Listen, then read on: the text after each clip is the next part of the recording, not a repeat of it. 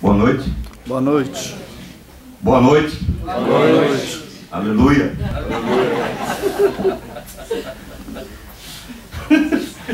Bom, para mim é uma honra muito grande, um prazer participar dessa atividade. E hoje eu agradeço ao Unesp, ao CEDEM, por essa possibilidade. Prazer maior ainda debater com Abel Loureiro, que representa uma fundação que é de extrema importância para a esquerda brasileira, a Fundação Rosa Luxemburgo. E, portanto, eu estou tenho o prazer e estou emocionado de estar aqui nesse momento participando dessa atividade. Antes de passar a falar qualquer coisa, eu quero propor que todos fiquem em pé para a gente fazer uma saudação ao Vito Letícia e aos 100 anos da Revolução de 1917. Viva a luta internacional dos trabalhadores e da juventude! Viva! Muito obrigado.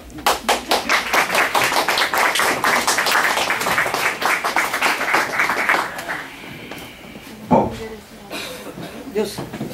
eu não vou falar muito especificamente do livro de hoje, embora, claro, eu vou falar um pouco dele. Mas eu quero situar o livro que nós estamos lançando hoje numa contribuição que o Vito Letícia deixou para nós,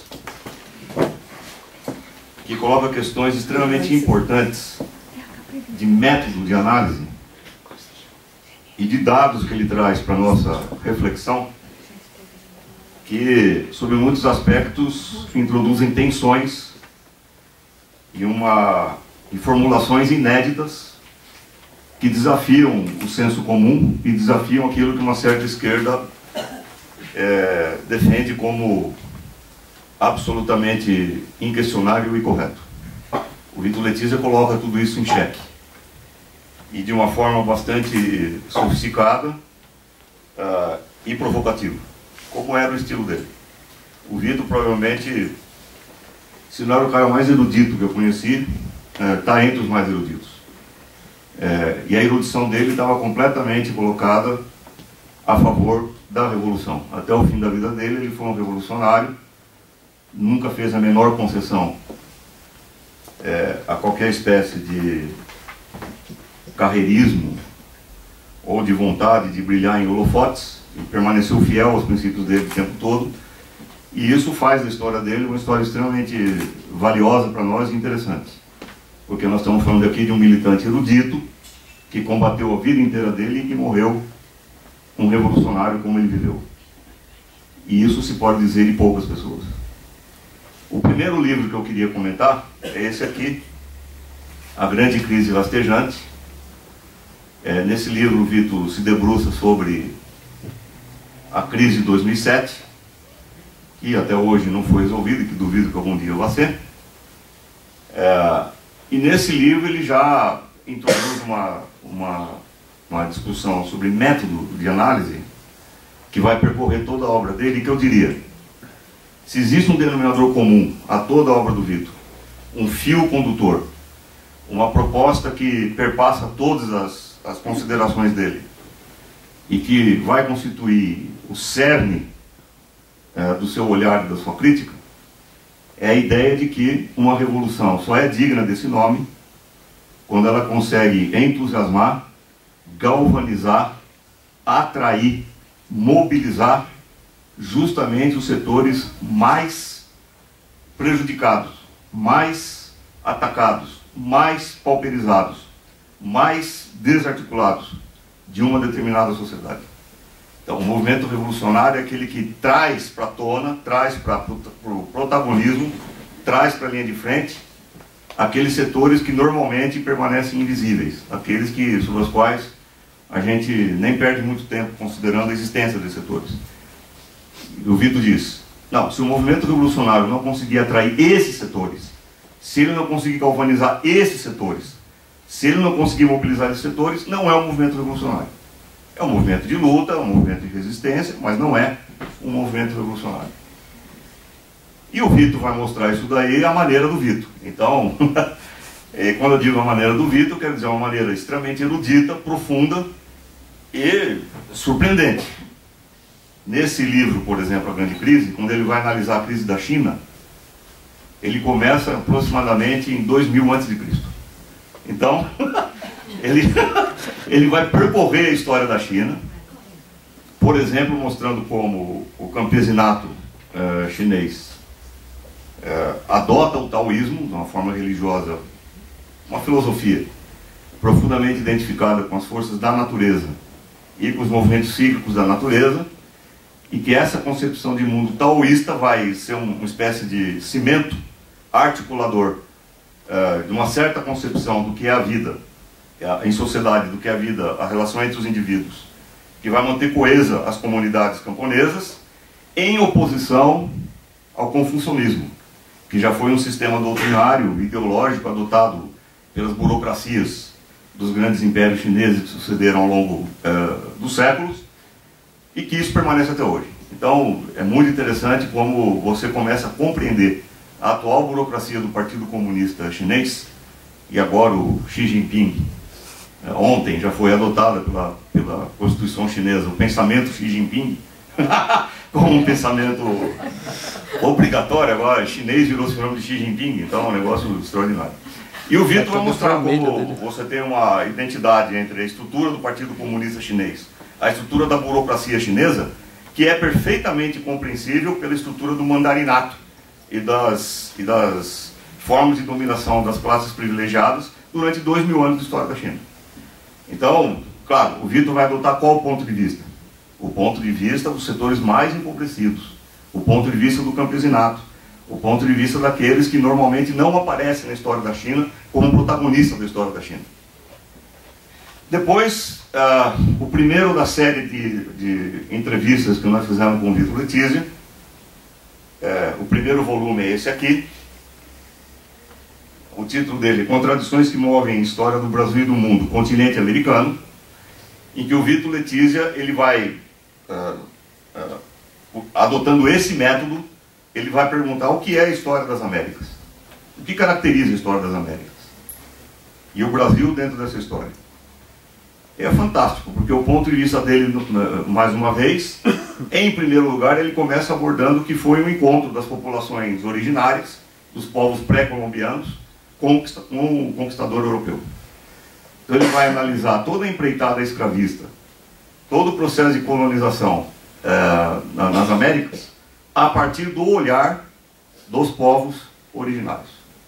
E isso traz para nós revela para nós aspectos do processo de colonização e de dominação que estão presentes até hoje, e que esclarecem uma série de relações sociais sobre as quais a gente normalmente não prestaria atenção. Por exemplo, o Vitor, no meio do livro, ele começa a narrar uma conversa que ele teve com uma senhora na Bolívia, que trabalhava como trabalhadora doméstica, e ele nota como ela nunca erguia o olhar para falar com ele. Ela estava acostumada a falar com ele, com as pessoas, olhando para o chão. Porque esse foi o que ela herdou de séculos e séculos de tradição colonial, em que o índio, o sujeito que pertence aos povos originários, não vai olhar na cara do colonizador europeu, não vai falar num plano de igualdade com ele. Então, uma cena dessa do cotidiano para o Vitor Letizia começa a carregar uma série de significados aos quais você só pode dar a devida dimensão se você leva em conta essa história global. Aí ele vai falar dos Estados Unidos, ele tripudia em cima do conceito de uma revolução americana. Fala, escuta, não houve revolução nenhuma nos Estados Unidos. O que os Founding Fathers mudaram na estrutura social? Não mudaram coisa nenhuma. Eles apenas perpetuaram formas de dominação deles. Vai discutir a relação escravista do Sul e do Norte, e aí ele propõe uma discussão sobre a importância do escravismo para o capitalismo nos Estados Unidos, se chocando com uma noção, um lugar comum, de que enquanto o Norte era capitalista e avançado, o Sul era escravista e atrasado. Ele fala, o que sustentou o capitalismo no Norte foi o Sul escravo, vamos falar as coisas direito, vamos...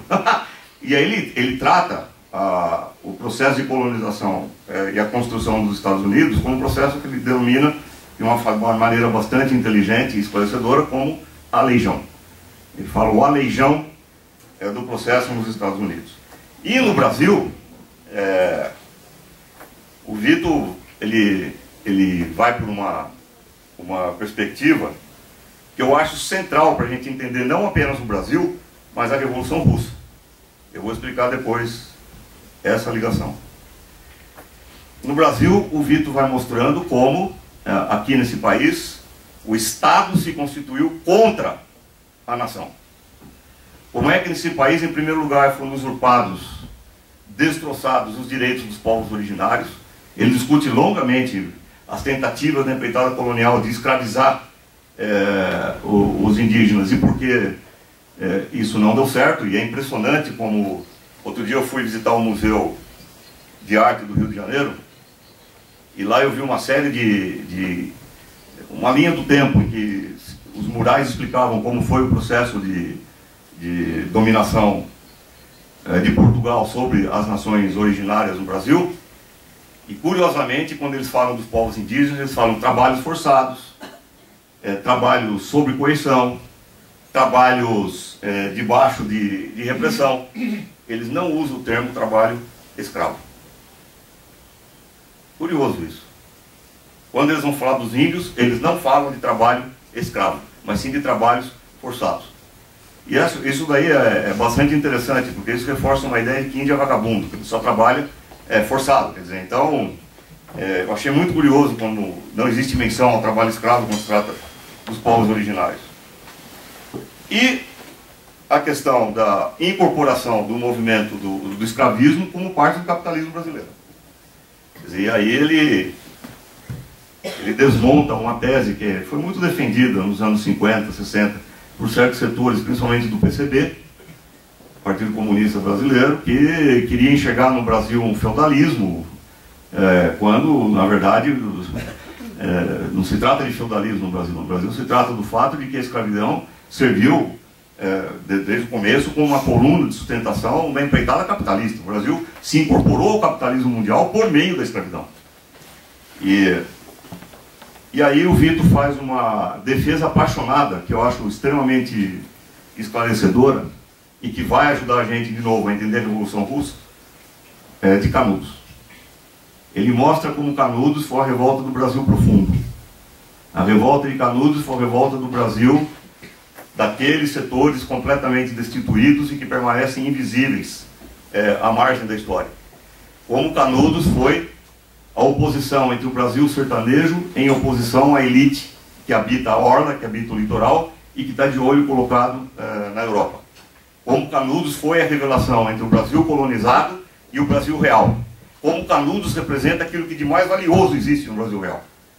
Em um determinado momento o Vito diz assim: olha, eu fico muito bravo quando chamam os homens do Antônio Conselheiro de atrasados, de monarquistas, de reacionários, de místicos, enfim, todas aquelas denominações pejorativas que se usou contra eles naquela época. E ele diz, em tom bastante irônico e brincando, ele fala: bom, para ter uma república cujos presidentes eram Deodoro da Fonseca e Floriano Peixoto, eu prefiro o Império. Então, claro, porque a demência de você ter um país cujos presidentes republicanos eram generais do Império e cujos limites fronteiriços foram traçados por um barão, o Barão de Rio Branco. Então, eu acho muito interessante como essa percepção que o Vito postula no livro, como é que ela dialoga muito com aquele que foi, na minha opinião, o autor mais universal que o Brasil reproduziu, Machado de Assis,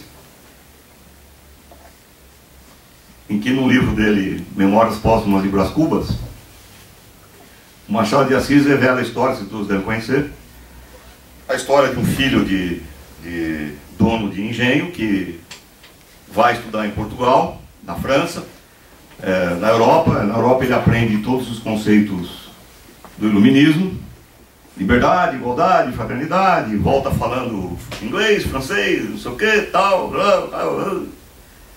Aí ele volta para o Brasil e não sabe o que fazer com tudo isso. Porque de que vale os conceitos liberais no Brasil? De que vale os conceitos humanistas no Brasil? A única coisa que ele precisa no Brasil é de uma chibata para dar na costa do escravo. Então, e é por isso, aliás, que ele vai tentar criar um emplasto contra a melancolia, porque o que resta para a classe dominante brasileira, a classe proprietária brasileira, é a melancolia, porque ela não tem futuro.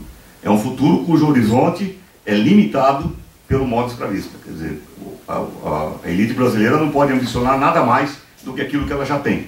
Os engenhos, que dão muito lucro para ela, muito poder para ela, mas que funcionam na base do trabalho escravo, da chibata, que dispensa cultura, dispensa o liberalismo, dispensa tudo isso. Então, o Roberto Schwartz, quando vai analisar essa obra, fala Machado de Assis mostra como no Brasil as ideias estão fora de lugar, porque você não tem como defender o liberalismo e um conceito humanista numa situação desse tipo. E daí o Vito faz uma discussão absolutamente fantástica sobre o lugar do tenentismo, o lugar da luta pela terra no Brasil, que percorreu todo o século XX e até hoje, e com muita justiça ele vai considerar que hoje o MST é o movimento mais importante, o movimento social mais importante na história brasileira, porque postula justamente aquilo que é central para a história do Brasil, que é o controle e a posse da terra.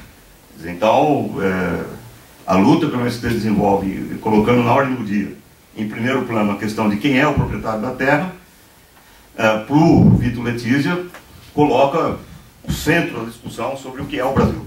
Nós não podemos ter uma formulação sobre o que é o Brasil que não passe pela resolução da questão da terra e do latifúndio. Bom, depois de todas as considerações, nós fizemos uma série de provocações para o Vito, para ele entrar em uma discussão sobre o que foi o PT, o que foi o movimento trotskista dentro do PT, o que foi a nossa organização. A gente fazia parte da mesma organização que o Vito Letícia, a OSI. E claro, isso é uma discussão que está colocada de uma forma bastante profunda e provocadora nesse livro. Eu não vou entrar nela aqui agora, mas que coloca uma série de discussões muito sérias sobre a perspectiva para a esquerda brasileira e particularmente para o PT, o que fazer daqui para frente. Eu vou deixar como suspense, não vou comentar, porque vocês vão ter que comprar o livro para ver o que o que o Vito fala a esse respeito. Depois, o segundo volume, que é esse aqui, As Origens das Aspirações Modernas de Liberdade e Igualdade, o Vito vai discutir o processo da Revolução Francesa e a formação da social-democracia na Europa, e a influência que ela vai ter sobre a esquerda mundial, sobre a luta de classes mundial.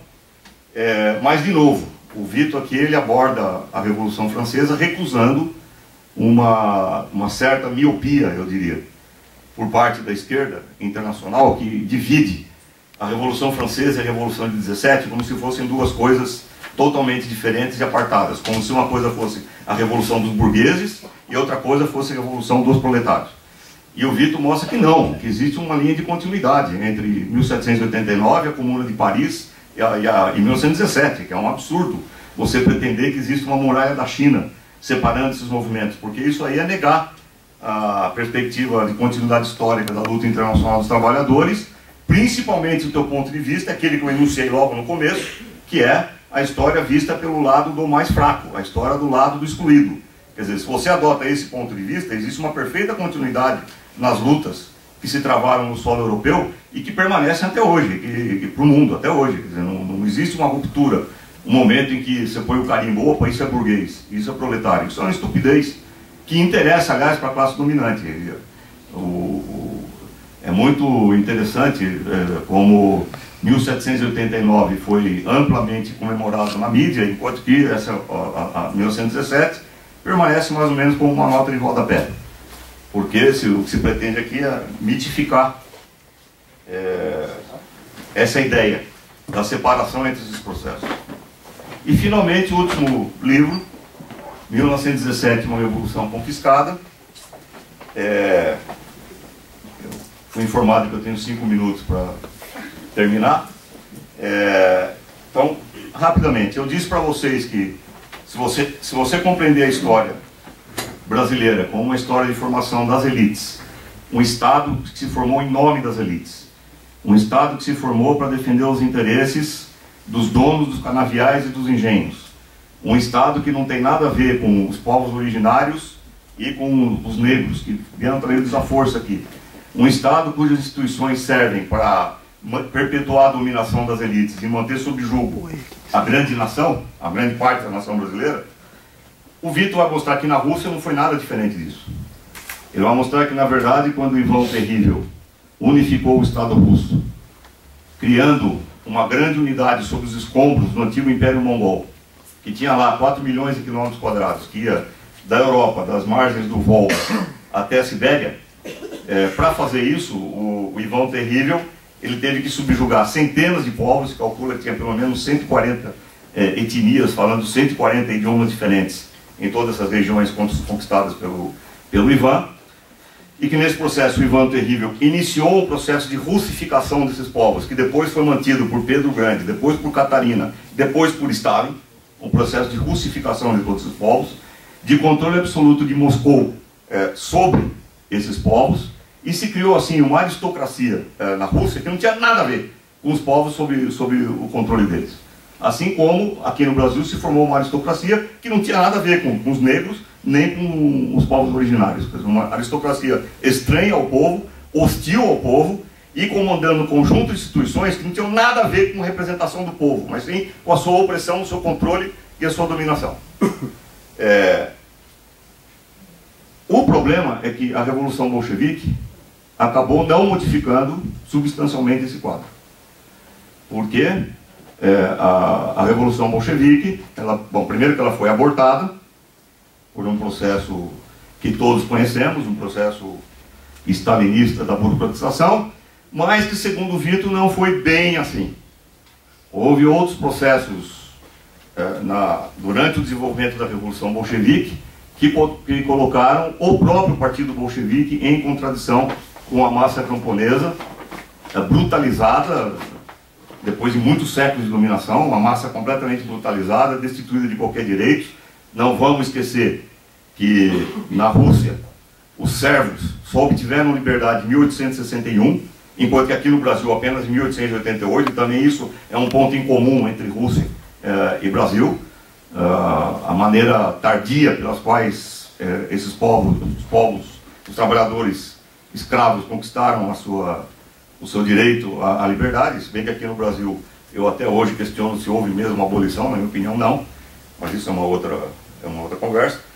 Então, enfim, na Rússia como no Brasil, você tem a formação de estados que são completamente hostis ao povo e que moveram todas as suas armas contra o povo. No caso da Revolução Russa, o Vitor faz uma crítica muito dura ao próprio Lenin e ao Trotsky. Ele diz que Lenin e Trotsky não entenderam corretamente o lugar do campesinato russo. Ele vai explicar por quê, principalmente a partir do decreto do camponês pobre, de junho de 1918, em que o Lenin vai dizer que o decreto do camponês pobre abriu as comportas do arbítrio para o Partido Bolchevique. Todos os militantes do Partido Bolchevique passaram a ter autorização para confiscar a produção agrícola dos camponeses russos, numa situação em que os camponeses russos sofreram confisco de sua produção durante séculos. Ou seja, os camponeses russos começaram a se perguntar qual é a diferença que tem entre o Partido Bolchevique e os czares. Então, mas de novo, eu não vou... Isso está no livro, vocês vão ter que ler o livro para a gente avançar essa discussão. E aí o Vitor vai derivar daí todas as consequências na sua análise sobre o que é organizar um partido, o lugar da vanguarda, a vanguarda é a revolução, e o que resta para nós fazer nesse sentido. Bom, ela está chutando minha canela aqui, acabou o meu tempo. Eu espero que isso tenha dado contextualizado o método de análise adotado pelo Vitor e o fio de continuidade que ele usa para fazer um panorama geral dessa discussão. Eu convido todo mundo a comprar esses livros, a fazer essa discussão, porque eu acho que ela está na ordem do dia. Para todo mundo que pergunta hoje, bom, o que fazer do ponto de vista da formação da organização da esquerda brasileira frente à debacle do PT e tudo aquilo que ele está tendo para frente, o que fazer daqui para frente, eu acho que o Vitor fornece aqui um acervo, uma massa crítica, documental e histórica, e um método de análise que é precioso para a gente adotar como instrumento de luta. Portanto, eu encerro por aqui, estão todos convidados a adquirir e fazer essa discussão. Muito obrigado.